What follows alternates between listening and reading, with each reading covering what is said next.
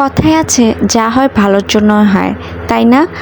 আমার ভিডিওর স্ক্রিনে একটা মেয়েকে দেখা যাচ্ছে যাকে নাকি আমরা এখন সবাই চিনি। সো আজকে তার সম্পর্কে কিছু কথা বলবো।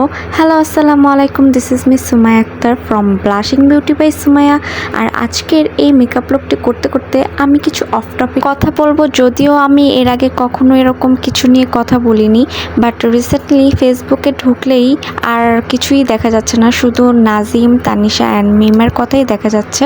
তো যাই হোক, ওই দুজনকে বাদ দিলাম, কারণ নাজিম আর তানিশার মতো মানুষকে নিয়ে কথা বলার রুচি আমার হয় না।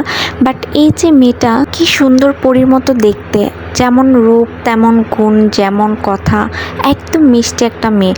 এই মেয়েটাকে যে মানুষটা নাকি ধোঁকা দিতে পারে, সেই মানুষটার সাথে না থাকাটাই আমি মনে করি সবচেয়ে শ্রেয়। আর আমার মনে হয় আল্লাহ ওর জন্য ভালো কিছু প্ল্যান করে রেখেছে, যার কারণে এত কিছু হওয়ার পরও ও কিন্তু একটা ভালো পর্যায়ে এসে পড়েছে। এই পর্যায়ে আমি আমার আই লুক সম্পর্কে একটু বলি যে আজকের লুকটি কিন্তু একটু গ্ল্যামারাস টাইপ হবে। তো ফার্স্টে হচ্ছে আমি আইব্রোসটা ক্রিয়েট করে দেন একটা ডার্ক ব্রাউন নিয়ে ক্রিজ লাইনের উপর একটু লাইন ড্র করে দেন ওইটাকে ভালো করে ব্লেন্ড করে নিচ্ছি। এখন একটা অরেঞ্জিশ কালার নিয়ে দেন এটার উপর আবারও ভালো করে ব্লেন্ড করে দিচ্ছি। আর এই কাজটা খুবই সুন্দরভাবে আস্তে ধীরে করতে হবে। দেন অরেঞ্জিশ আরেকটা কালার নিয়ে আমি এটার উপর ভালো করে ব্লেন্ড করে একটা কাট ক্রিজ করে নিলাম। আর কাট ক্রিজটা কিন্তু খুব সুন্দরভাবে আস্তে আস্তে করতে হবে। অ্যান্ড কাট ক্রিজ করা হয়ে গেলে আমি এটাকে আরেকটু স্মাচ করে দিচ্ছি যাতে কোনো হার্শ লাইন না থাকে। দেন আমি আমার আউটার কর্নারে আবারও ওই ডার্ক ব্রাউন কালারটা নিয়ে দেন হচ্ছে গিয়ে অ্যাপ্লাই করছি। অ্যান্ড এটা দুই চোখে অ্যাপ্লাই করার পরে আমি এখানে আবারও সেই অরেঞ্জিশ ব্রাউন কালার নিয়ে অ্যাপ্লাই করব সামনের দিকটায়। অ্যান্ড নাও একটা শিমার কালার দিয়ে নিচ্ছি আমি আমার ইনার কর্নারে। এখন আমি এখানে দুইটা গ্লিটার ইউজ করছি। আর এই দুইটা গ্লিটার ইউজ করার পর আমি আমার ফেসের যেই এক্সট্রা পাউডারটা আছে সেটা ঝেড়ে নিয়ে দেন হোয়াইট কাজল দিয়ে নিলাম অ্যান্ড ল্যাশটা অ্যাপ্লাই করে নিলাম।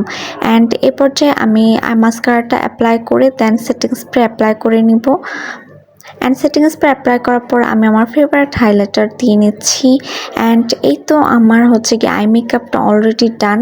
অ্যান্ড আমি যেটা বলতে নিয়েছিলাম যে মিম ওই সম্পর্ক থেকে বের না হয়ে আসলে হয়তো আজকে ওই সাকসেসটা পেত না। এখন যেরকম ওকে অনেকে মডেল হিসেবে নিচ্ছে, বড় বড় আর্টিস্ট। তাই আমি মনে করি যে আল্লাহ কিছু কেড়ে নিলে সেটা ভালোর জন্যই কেড়ে নেয়, সেটা আমরা বুঝতে পারি না, বাট পরে অবশ্যই সেটা আমরা বুঝতে পারি। সো মিমের জন্য অনেক শুভকামনা, ও যাতে আরও জীবনে এগিয়ে যায় আর অনেক সাকসেসফুল হয়। তো আজকের এই লুকটি আমি এখানেই শেষ করছি। আমার এই লুকটি যদি পছন্দ হয়ে থাকে অবশ্যই আমার এই ভিডিওর কমেন্টে হচ্ছে কি সবাই কমেন্ট করবেন।